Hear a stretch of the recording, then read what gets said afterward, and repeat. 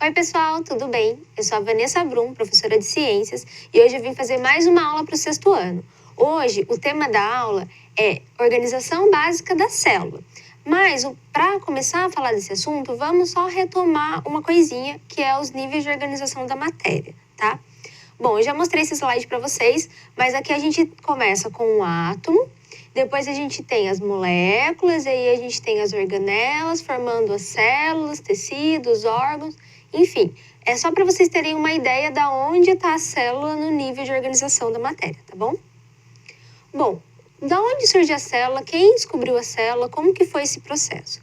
Em 1665, Robert Hooke, ele observou pequenos compartimentos de fatias de cortiça, que são esses daqui, ó.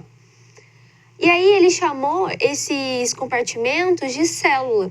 E aí então foi quando recebeu o nome de célula e ele é considerado então o descobridor das células.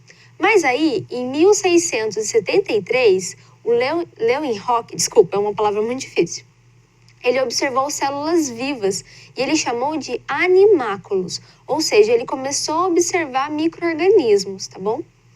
E aí, em 1838, o Matias e o Theodore, eles formularam a teoria celular, uma delas. E aí, a teoria que eles formularam foi que todos os seres vivos são formados por células. Aí, alguns anos depois, em 1855, o Rudolf, ele complementou essa teoria celular e ele colocou que todas as células vêm de uma pré-existente. Então, a gente fecha as duas teorias, né, uma complementando a outra, onde todos os seres são formados por células e uma célula vem de outra pré-existente, tá? E o que são as células? Bom, as células são as unidades funcionais dos seres vivos, beleza? Até aqui tá tranquilo? Bom, as células, ela tem algumas divisões. A primeira que a gente vai falar é as divisões em unicelulares e pluricelulares. O que é isso? Bom, uni vem de uma, então são organismos formados por uma única célula. E a gente tem os pluricelulares, que são organismos formados por mais de uma célula. Bom, um exemplo de unicelular são bactérias, algas e protozoários. E um exemplo de pluricelulares são os animais, as plantas, nós, seres humanos, né, que também somos animais, não se esqueçam. E aí a gente tem também uma outra divisão, que é em célula procarionte e célula eucarionte. Eu vou falar primeiro da estrutura da célula procarionte, depois eu vou falando das outras, tá bom? Pra gente ir com calma. Bom, a principal, assim, característica de uma célula procarionte é que ela não tem um núcleo definido. Então, o material genético dela não é organizado no núcleo. Ele é solto e aí a gente chama essa região onde fica de nucleóide, mas não é núcleo, tá, pessoal? Outra característica é que ela não possui organelas com membranas como os ribossomos, por exemplo. Aqui eu vou falar agora, mostrar um pouco a estrutura deles para vocês. Bom, o verdinho aqui é a cápsula. Aí aqui o azulzinho vem a parede celular. O laranjinho aqui em volta é a membrana plasmática. O amarelinho clarinho que pega toda essa região do meio é o citoplasma, tá, pessoal? Aqui essa região meio embramada aqui é o nucleóide. Uma outra característica dos procariontes é que eles não têm as estonas, que são proteínas que ficam aqui no núcleo, né? No caso, ele não tem núcleo, mas ele fica enrolando o material genético e ele não tem as estonas. Outra coisa que tem aqui nas células procariontes são os ribossomos.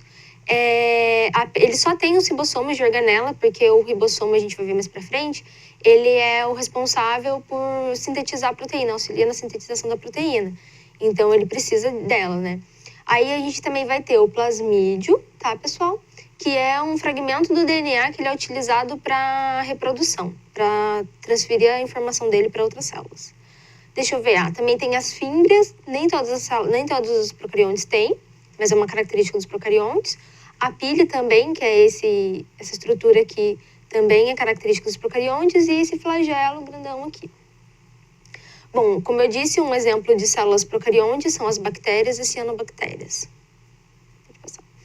E aqui a gente vai falar um pouco da célula eucarionte, mas a célula eucarionte animal, porque ela pode ser tanto animal quanto vegetal e tem estruturas diferentes, formatos diferentes, tá? Aqui, no caso, é uma célula eucarionte animal, tá? Bom, como eu falei, na procarionte, uma característica é que ela não tem um núcleo organizado. Aqui, na eucarionte, ela vai ter sim um núcleo organizado com membrana, que é essa parte aqui do meio, ó, essa estrutura bem formada.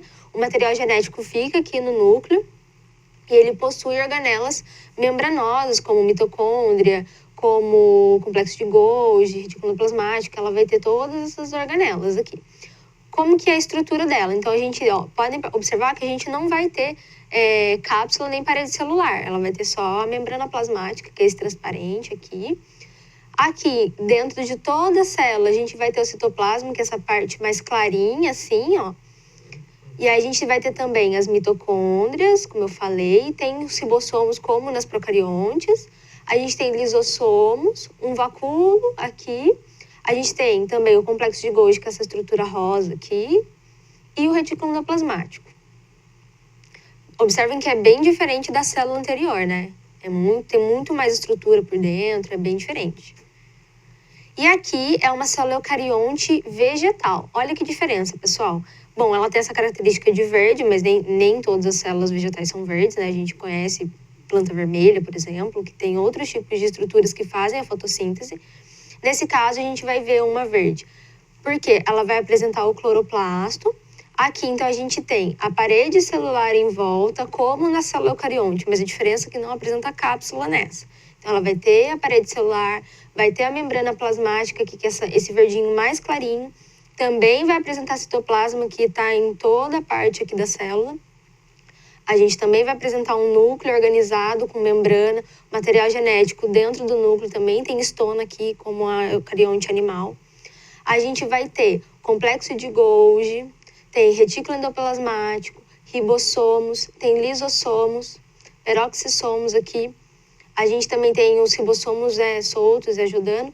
E uma característica interessante da célula eucarionte vegetal é que ela apresenta um vacúolo muito grande que auxilia muito na célula vegetal. E aí agora eu vou falar um pouco dos componentes básicos das células, independente se ela é procarionte ou eucarionte, tá? O que ela vai ter? Sempre tem membrana plasmática, que é essa estrutura que vai delimitar a célula e fazer com que ela tenha esse formato. A parede celular vai ajudar no caso da célula vegetal e da procarionte, mas a membrana plasmática é responsável por delimitar a célula. E ela é formada praticamente por lipídios, tá, pessoal? Fosfolipídio. Uma bicamada de fosfolipídios. Aí a gente tem o citosol, aqui eu coloquei uma imagem, tá vendo que parece uma piscininha? É bem isso mesmo, pessoal. O citoplasma, ela é uma estrutura viscosa, um líquido viscoso, em que fica presente essas organelas, ficam ali dentro dela, poderia dizer até boiando ali dentro, mas ela é como se fosse uma piscininha mesmo que mantém ali as organelas da célula. Se a gente fosse comparar um ovo, não é uma comparação muito boa, mas dá para ter uma ideia. A gente tem a membrana, seria a casca do ovo, o núcleo, se fosse uma célula eucarionte, o núcleo seria a gema e a clara seria o citoplasma. Só para a gente ter uma ideia do que é o citoplasma. E aí a gente tem um material genético, que é onde é composto, óbvio, por DNA, e é onde está todas as informações genéticas. E a partir do DNA a gente produz o RNA para produzir as proteínas. E é lá onde está todas as informações da célula, ele que vai organizar e vai mandar na célula. E aí a gente vai falar agora de algumas organelas, tá? Das células eucariontes. A gente tem a mitocôndria, que é responsável pela respiração celular, essa estrutura aqui. Ela também tem 2 camadas. A gente tem o retículo endoplasmático, que é responsável por produzir e transportar algumas substâncias. A gente tem os ribossomos, como eu falei, que são 2 unidades, essa parte laranjinha e a parte azulzinha. Aqui, nessa imagem, ele está sintetizando uma proteína. Então, eles ajudam a fabricar a proteína. E o complexo de Golgi, que ele tem a função de armazenar e transportar lipídios, proteínas e lipídios. Aqui a gente tem o vacúolo, que eu falei que ele é muito importante na célula vegetal, também tem na célula animal, mas na vegetal ela também tem muita importância.